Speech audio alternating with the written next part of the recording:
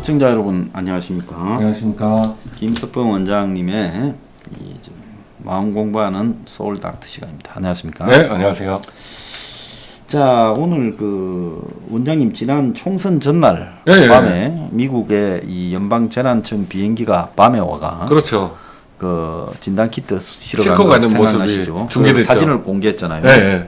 자, 그런 모습은 K-방역 모범국이라면서 대구 방역 실패 이후에 한 달 반 만에 총선을 역전시키는데 크게 기여했고, 또 그 한 20일 전부터 저 트럼프하고 문가리가 통화하고, 그래서 문의 방역 장비 주고 싶다니 트럼프가 좋다 했고, 그다음에 미국의 FDA 승인이 필요하다니까 트럼프가 당장 해줄게 이러면서 이제 강경화가 또 토요일 날 미국에 이제 수출한다 진단키트. 그러면서 이제 제가 문제를 제기하니까 외교부에서 곧 이제 싣고 간다, 두고 봐라 큰 소리 치고 그래가지고 전날 싣고 갔어요. 그렇죠. 그래서 우리가 거기에 미국으로부터 저희들한테 이제 제보를 미국의 한 교민이 보내오시기를 FDA에 물었는데 FDA가 긴급 사용 승인은 말 그대로 긴급 사용 승인이지 외교부가 이야기한 사전 승인이나 잠정 승인이라는 것은 우리 종류에 없다. 자, 거기에 이제 두 회사가 미국에 수출했어요. SD 바이오센스라는 회사와 그 다음에 오상 헬스케어. 그런데 이제 SD 바이오센스하고 오상 헬스케어가 60만 개를 수출했는데 각각 이제 돈은 520만 달러, 300만 달러. 이렇게 수출했어요.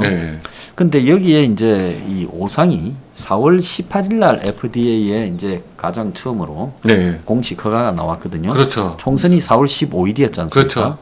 미국이 싣고 간 날이 4월 14일이에요. 그러면 승인 나오기 전에 싣고 간 거 아닙니까? 근데 FDA는 사전 승인이나 잠정 승인이 없다고 했어요. 근데 우리 이제 그런 것들을 좀 조사해주는 그 교민분이 오늘 또 자료를 보냈는데, 미국 국토안보부 연방재난청 등과 이제 접촉해서 이메일이 오갔는데, 거기에 보면 오상의 반응이 이 미국의 국토안보부 등에 끌려가는 느낌이다. 돈은 언제 줄 거냐, 어디서 물건을 갖고 갈 거냐, 왜 아직 돈을 안 주냐, 이런 이야기들이 있고, 미국이 딱히 을이 아니라 상당히 각 같다는 느낌이 듭니다. 그래서 이제 우리 후대사님도 좀 보고 해가지고 했는데, 그 중에 특이한 게 하나 있습니다.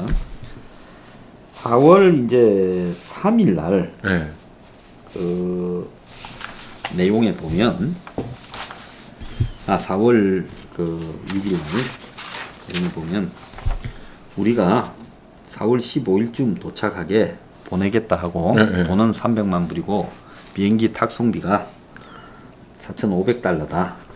요렇게 이제 해놨어요.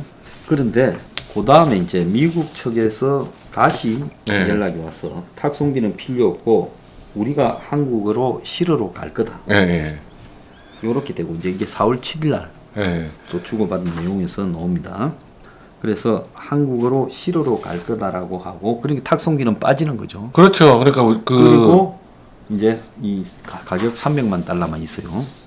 그래서 이게 참으로 희한한 게, 처음에는 미국으로 수출한다고 했고 우리가 탁송한다 이러다가 그 뒤에 아니다 우리가 실으러 갈게 이렇게 지금 이야기가 나오고 있어요. 근데 나중에 이분이 이제 보낸 자료 중에 보면 그렇게 싣고 간 게 아직도 미국의 창고에 있다고, 몇 달 뒤에. 그러겠죠. 그렇게 나왔어요. 그러니까 그러고는 이제 4월 18일 날 허가가 나온 거예요. 그러니까 허가가 나오지도 않은 거를 미국에 이제 준다고 하고, 근데 주는 회사는 처음에는 오상이 아니었는데 바뀌어가 이 회사는 뭐가 어찌 됐는지 우리도 잘 모르겠다라는 투로 이야기를 하고, 자우가 미국에 보내고 가격은 얼마고 이제 이렇다고 하니까, 탁송비는 얼마다 하니까 미국이 그 다음에 다시 연락을 해서 우리가 실으러 갈 거니 탁송비는 없다 이렇게 지금 이야기하는 문건이 있어요.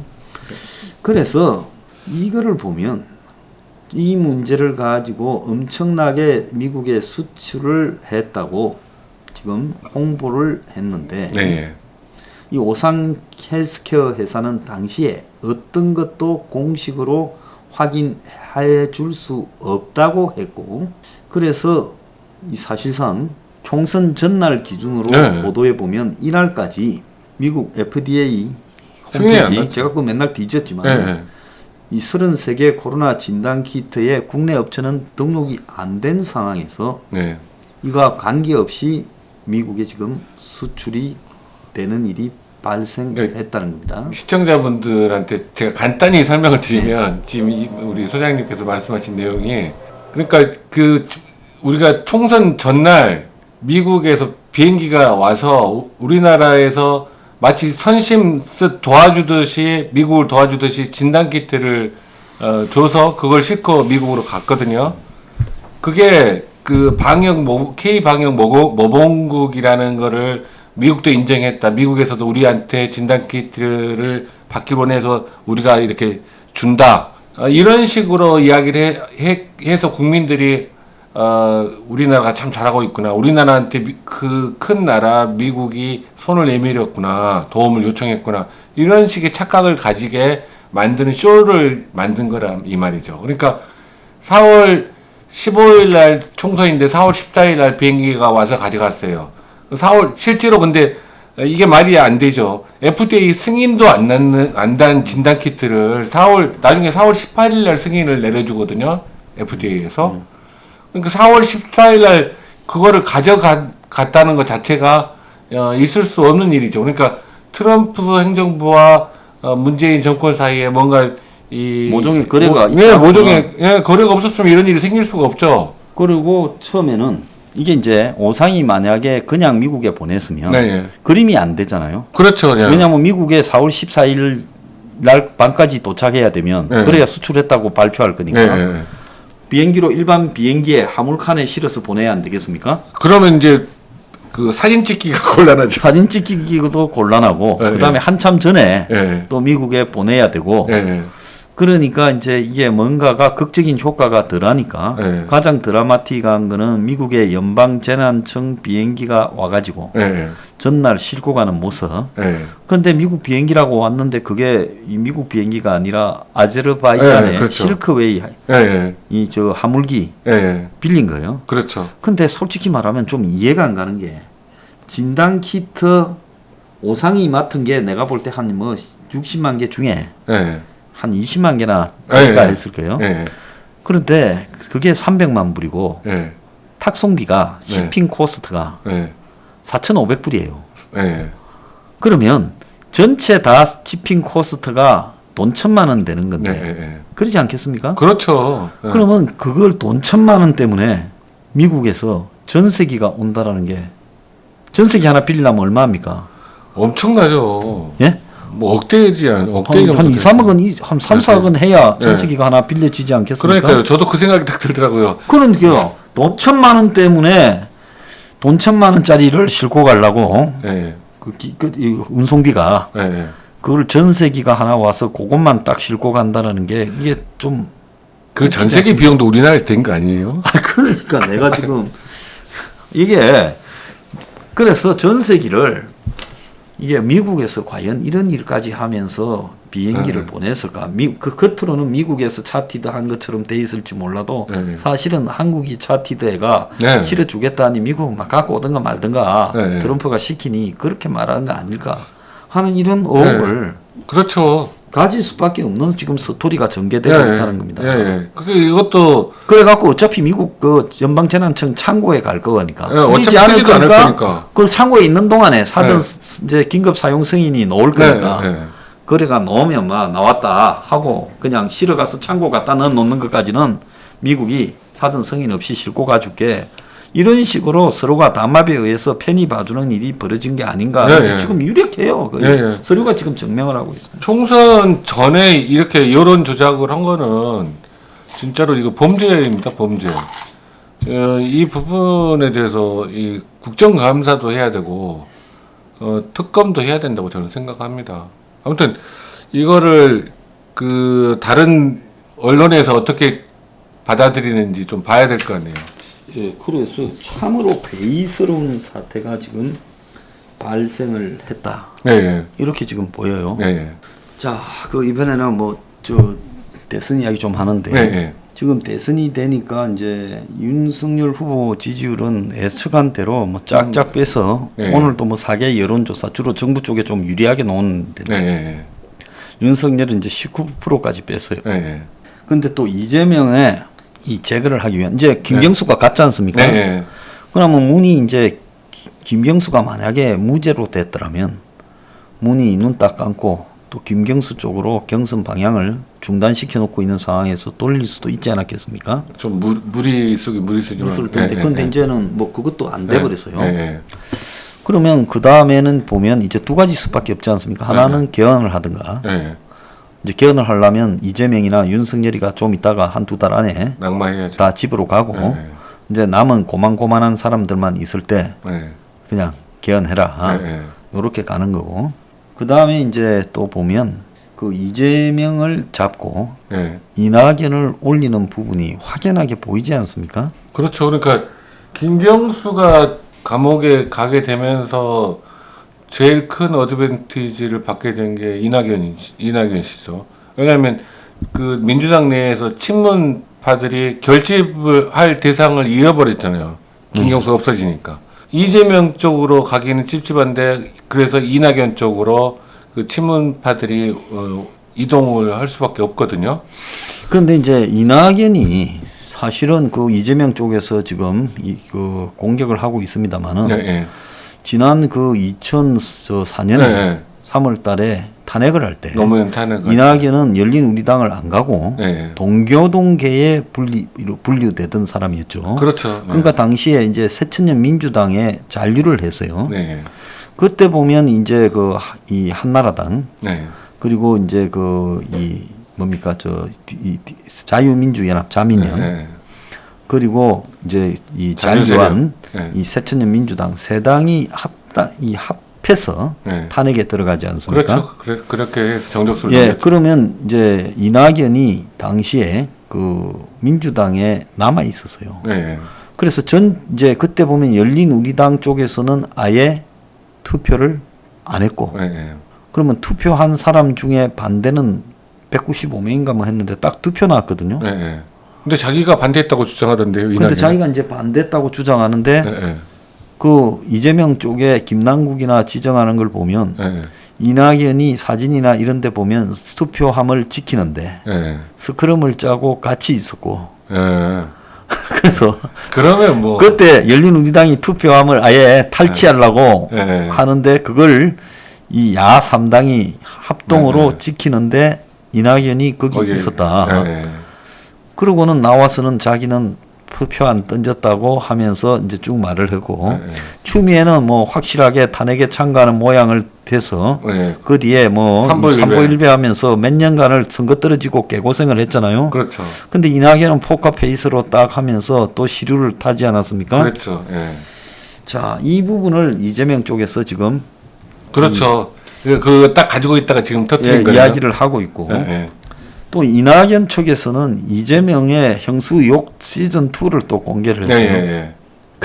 그래서 그 공개한 유튜브가 누가 보더라도 이낙연 쪽에 사람이었다.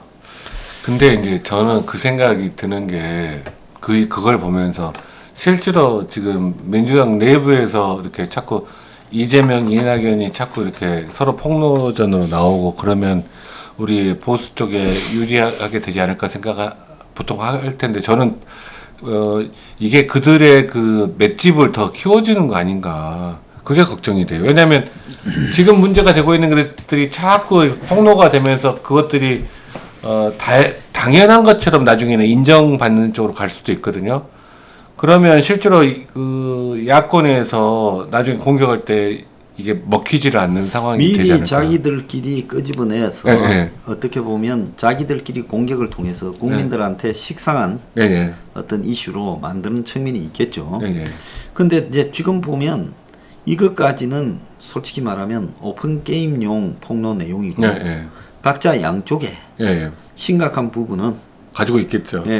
내가 볼 때는 뭐 이낙연만 하더라도 뭐 그 그렇죠. 동생이나 옵티머스. 예, 뭐 옵티머스나 동생이나 관련해서 여러 가지 이야기들이 좀 있을 거고 이재명은 성남시에 그렇죠. 뭐 관련해는 그런 부분의 이야기들이 또 있을 거라고 보고 이제 단계를 높여가면서 공격을 할 거라고 보이는데요.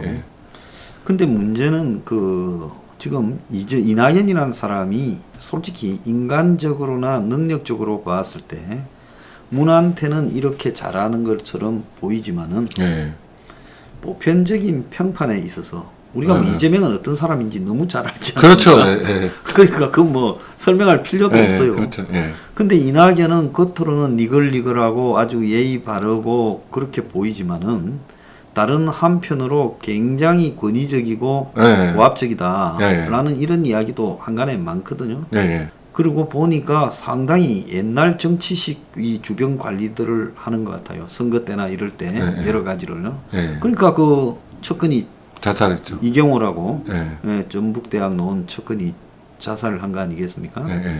근데 그 사람 그 전주대학이죠. 근데 그 사람의 그 문제에서 봤을 때는 자살한 이유가 옵티머스에서 뭐 가구 대주고 복학기 주고 뭐 보전금 이런 문제가 아니라 그 사람이 기업들 여러 군데에서 대놓고 월급 모양으로 돈을 받았다는 부분.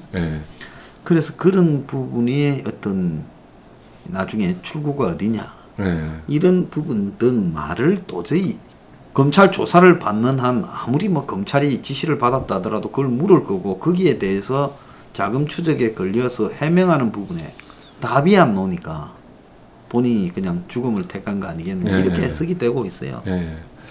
제가 이제 정신과적으로 잠깐 이낙연 씨에 대해서 이야기를 하면 굉장히 그 절제된 말을 하고 그 다음에 윗사람한테 굉장히 과도하게 서브미시브 복종적인 자세를 취하는 사람들은 그 중에 상당수는 대부분 어그레션이 그러니까 공격성이 굉장히 많아요. 그래서 공격성이 굉장히 공격성을 낮춰야지 굉장히 과도하게 복종적인 자세를 취할 수 있을 거 아닙니까? 원래 평상시의 모습에서. 그래서 공격성이 이게 이제 자기가 공격성이 드러나는 상황, 내가 지배적인 상황이 되면 공격성이 굉장히 강하게 드러나기 때문에 아랫사람들이 굉장히 힘들 수 있어요. 그럴 수 있습니다. 그래서 제가 이제 그러니까 이건 추정입니다. 민주당에 있을 때 뭐 1박 2일 워크숍 같은 거를 할 때 이낙연 씨하고 뭐 좀 이야기를 나눈 적도 있고 그런데 기자를 했다는데 어떻게 사람이 저럴 수 있을까라는 생각이 들더라고요. 박병석도 기자를 했지만 박병석하고도 이야기를 많이 나누었지만 박병석은 그러진 않아요. 둘 다 상당히 보드러운 타입인데 근데 이낙연은 이렇게 지나치게 말을 천천히 하면서 굉장히 부드럽게 이야기하죠. 드러내지 않고 있다라는 그런 생각이 굉장히 많이 들었거든요. 굉장히 억압하고 있는 거죠. 억압을요?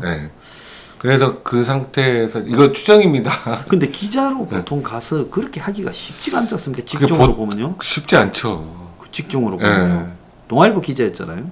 동아일보 기자였죠. 그래서 동아일보 기자를 하다가 그것도 뭐 크게 높은 논술위원까지도 안 간 상태에서 좀 젊은 상태에서 지금 정치권에 오지 않았습니까? 그러면서 그 정치권에서 젊은 나이에 말을 하더라고요. 그러니까 굉장히 부드러운 이미지를 보여주는데 실제로는 그게 진짜 부드러운 게 아니라 밑에 굉장한 그 공격성이 억압되어 있는 상태로 저는 느껴지더라고요. 그렇게 본다면 뭔가 좀 유사한 데가 성격상으로 있는 거 아닙니까? 문도 보면 노무현 밑에서 자기가 보스가 아니라 노무현 밑에서 근데 문재인하고는 좀 결이 좀 틀려요. 결은 좀 틀리죠. 그러니까 문재인은 억압하고 있는 느낌은 안 들었거든요. 문재인은 자기의 공격성을 억압하고 있는 느낌은 안 들었는데 이낙연을 보면 굉장히 억압하고 있는 느낌 그런 걸 느끼는데 문재인의 문제는 굉장히 딱 한 번 결정을 하면 안 바꾸는 그 융통성이 없는 부분들이 있죠. 자 그러면 임종석이가 비서실장을 할 때 네. 이낙연이 총리를 했지 않습니까? 네. 이낙연이 총리 되는 데는 아마 임종석이 결정적인 역할을 했다고 봐요. 네. 그래서 이제 세 명이서 청와대에서 막걸리나 저녁에 네. 밥을 먹으면서 술을 자주 했다는 거예요. 네.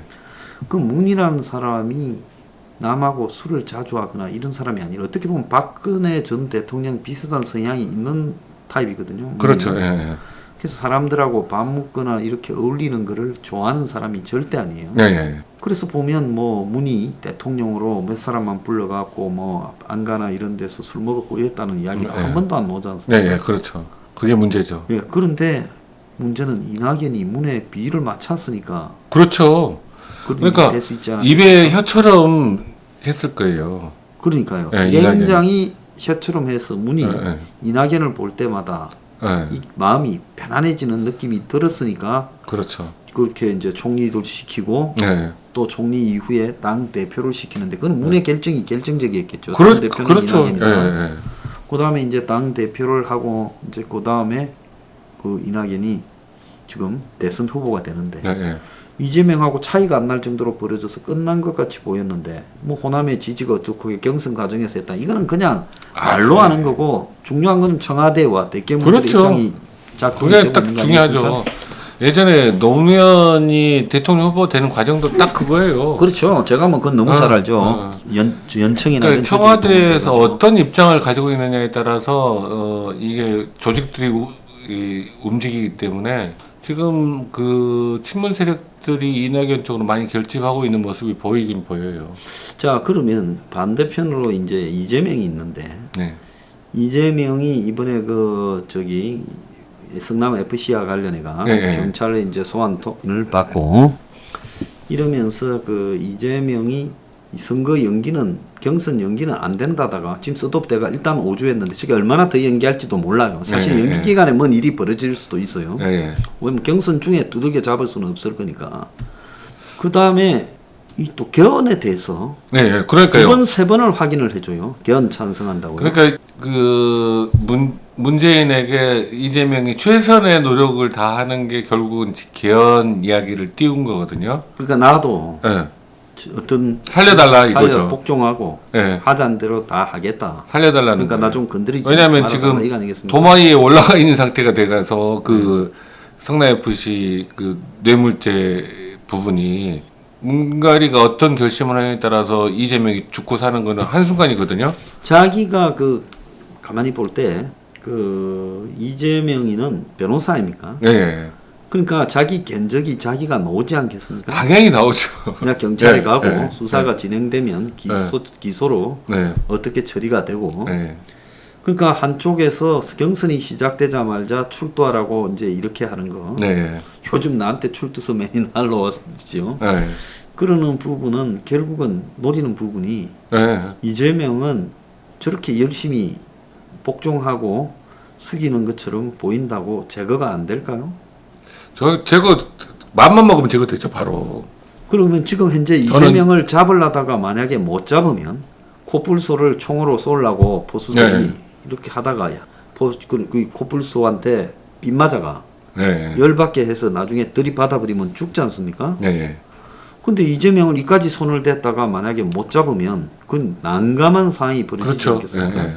이재명의 성격으로 보면 어떻게 보여요? 이재명의 성격으로 봤을 때는 그 사람은 목적을 위해서 수단과 방법을 안 가리는 사람이거든요. 노무현과 이재명이 어릴 때 네. 변호사 되기 전까지 지질이 고생한 거는 거의 비슷하지 않습니까? 네. 그죠? 뭐 근데 이재명은 나중에 늦게라도 대학에 중앙대라도 같이 노무현은 정의라는 정의심이라도 있지만 예. 이재명은 정의감이 없어요. 자기가 하는 목표만이 중요한 사람이거든요. 목표만이. 네, 다른 뭐 이렇게 부차적인 것들은 신경 안 써요. 그러니까 지금 문재인한테 납작 엎드려 있는 모습 얼마든지 할 수 있어요. 자존심 상하고 뭐 그런 거 없어요. 왜냐면 일단 목표를 달성해야 되니까.